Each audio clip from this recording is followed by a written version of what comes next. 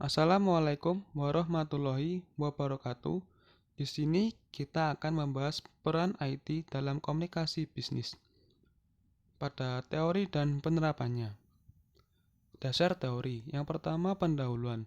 Saat ini di mana saja sulit untuk menghindari dari informasi atau tulisan tentang teknologi informasi atau TI dan internet. Hal ini tidak saja terjadi di negara Amerika sana, akan tetapi di Indonesia juga. Surat kabar dan majalah dipenuhi dengan berita sukses dan gagal dari individu atau perusahaan yang merangkul TI dan internet. Teknologi informasi adalah sama dengan teknologi lainnya. Hanya informasi merupakan komoditas yang diolah dengan teknologi tersebut. Dalam hal ini, teknologi mengandung konotasi memiliki nilai ekonomi. Teknologi pengolahan informasi ini memang memiliki nilai jual, seperti contohnya teknologi database dan security. Hubungan IT dengan bisnis terutama dengan sistem manajemennya. O'Brien tahun 1999 mendefinisikan sistem informasi manajemen sebagai sekelompok orang, prosedur, dan sumber daya yang mengumpulkan, mengubah, dan menyebarluaskan informasi dalam suatu organisasi. Sumber daya tersebut terdiri atas sumber daya manusia, perangkat keras atau hardware, perangkat lunak atau software, sumber daya data, dan jaringan network. Salah satu kategori dari sistem informasi yang secara umum diaplikasikan di dalam kegiatan bisnis adalah sistem informasi manajemen berbasis web, atau yang lazim dikenal dengan istilah internet. Kemudian, menurut Rosen tahun 2000, internet merupakan suatu jaringan global yang terbentuk dari jaringan kecil, berhubungan dengan jutaan komputer di dunia dan terhubung dengan infrastruktur telekomunikasi. Bertolak dari definisi tersebut, maka keberadaan internet dalam dunia bisnis, khususnya dalam rangka menyambut era perdagangan bebas, menjadi sangat penting. Kemudian, semakin pentingnya peran IT dalam dunia bisnis. Sistem informasi manajemen dan berbagai bentuk pengembangannya menjadi semakin penting. Oleh karena itu, sistem informasi manajemen harus mampu menciptakan aksesibilitas, akurasi, validasi, dan generalisasi informasi dalam rangka mendukung peningkatan daya saing bisnis yang bersangkutan, menurut McLeod tahun 1999.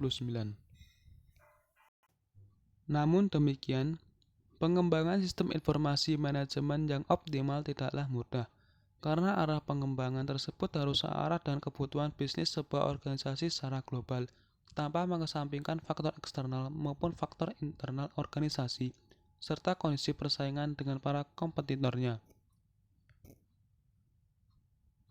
Hal tersebut senada dengan yang diungkapkan oleh Siever dan Fritz tahun 2003, bahwa fokus dari sistem informasi manajemen dalam kegiatan bisnis adalah menyediakan informasi manajerial yang berkaitan erat dengan faktor-faktor keberhasilan kritis atau critical success factor organisasi, baik ditinjau dari aspek internal maupun eksternal, dalam rangka pengembangan bisnis di pasar global.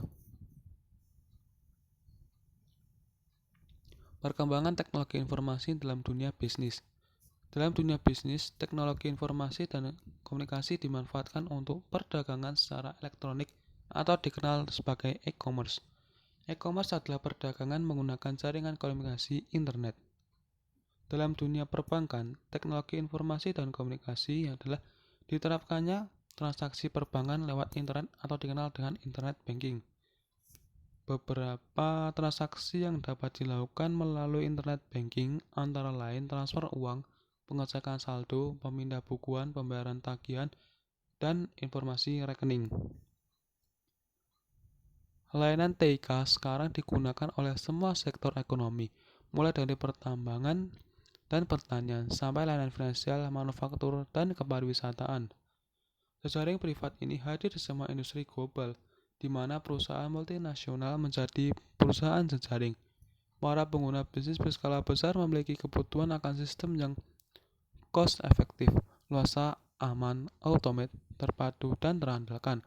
Jika para penyedia layanan lokal tidak dapat memenuhi kebutuhan ini dengan biaya yang masuk akal, perusahaan-perusahaan besar memiliki pilihan untuk mengembangkan sendiri jejaring privat.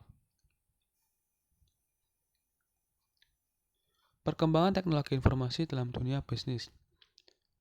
Pada ruang lingkup yang lebih luas, sebagai contoh pada lingkungan bisnis, kehadiran teknologi informasi mulai disadari dapat menghadirkan berbagai solusi yang dapat membantu proses bisnis yang ada. Departemen TI pada sebuah perusahaan mulai dibangun dan secara konstan diminta untuk mengembangkan suatu layanan, mengembangkan suatu sistem, dan mengoptimalkan efisiensi bisnis berbasis teknologi informasi.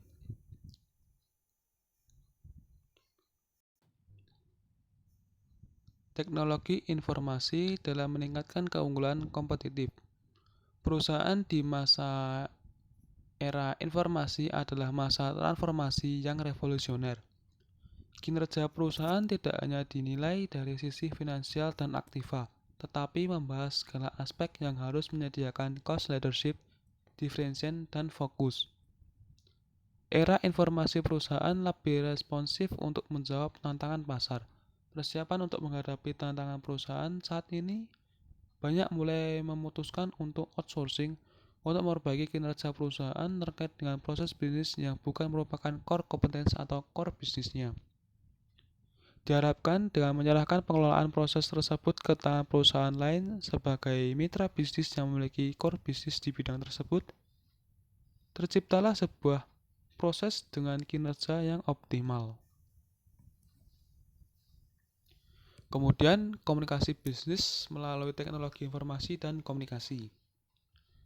Komunikasi adalah suatu proses penyampaian dan penerimaan pesan atau informasi di antara dua orang atau lebih dengan harapan terjadinya pengaruh yang positif atau menimbulkan efek tertentu yang diharapkan. Komunikasi adalah persepsi dan apresiasi. Persaingan yang keras dalam dunia bisnis tentunya sangat membutuhkan suatu perusahaan yang dapat menangani akan hal itu di berbagai situasi yang menantang. Semua bisnis tentunya juga membutuhkan semua informasi yang sangat aktual, cepat, dan dapat dipercaya, yang mana bisa semua permasalahan tersebut hanya bisa diselesaikan melalui teknologi informasi dan komunikasi atau ICT. Pergerakan bisnis yang semakin cepat menuntut komunikasi antara suara, data, dan informasi yang lebih cepat guna mempertahankan pelanggan, pemasok, dan bahkan dalam menghadapi persaingan. Telepon sebagai media komunikasi bisnis.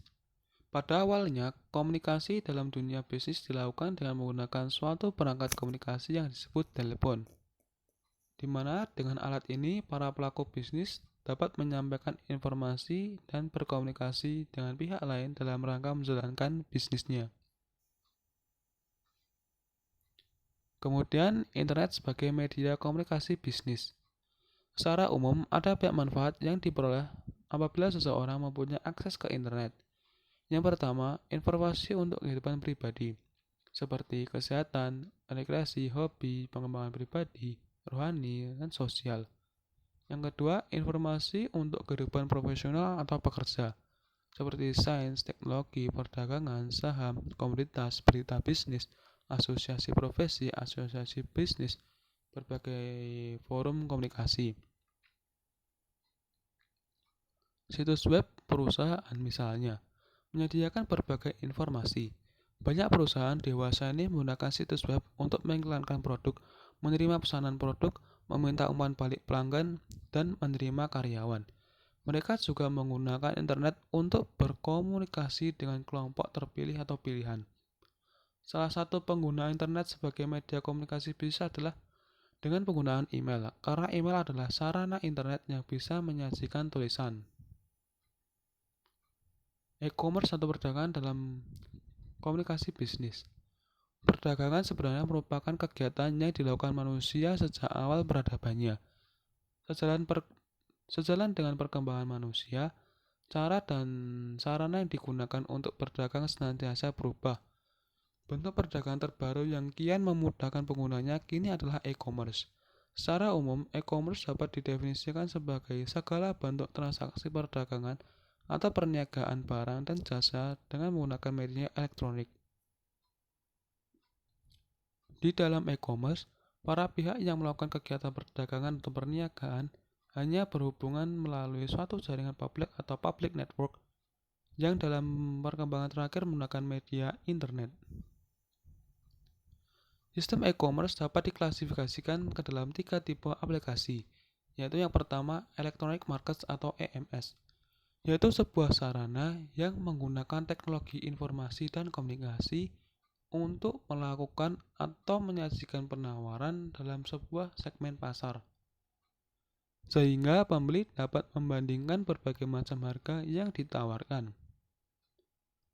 Dalam pengertian lain, EMS adalah sebuah sistem informasi antar organisasi yang menyediakan fasilitas-fasilitas bagi para penjual dan pembeli untuk bertukar informasi tentang harga dan produk yang ditawarkan. Yang kemudian adalah Electronic Data Interchange atau EDI, adalah sarana untuk mengefisiensikan pertukaran data transaksi-transaksi reguler yang berulang dalam jumlah besar antara organisasi-organisasi komersial.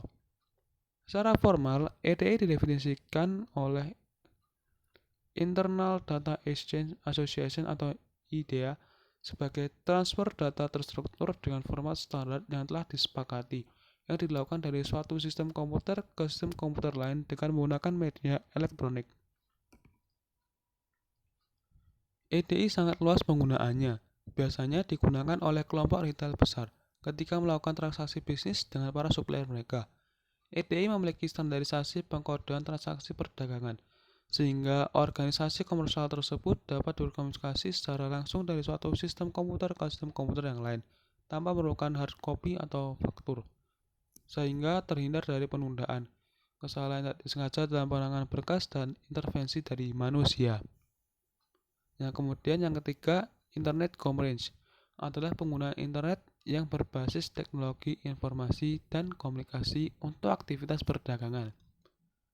Kegiatan komersial ini seperti iklan dalam penjualan produk dan jasa. Transaksi yang dapat dilakukan di internet antara lain pemesanan atau pembelian barang, di mana barang akan dikirimkan melalui pos atau sarana lain setelah uang ditransfer ke rekening penjual.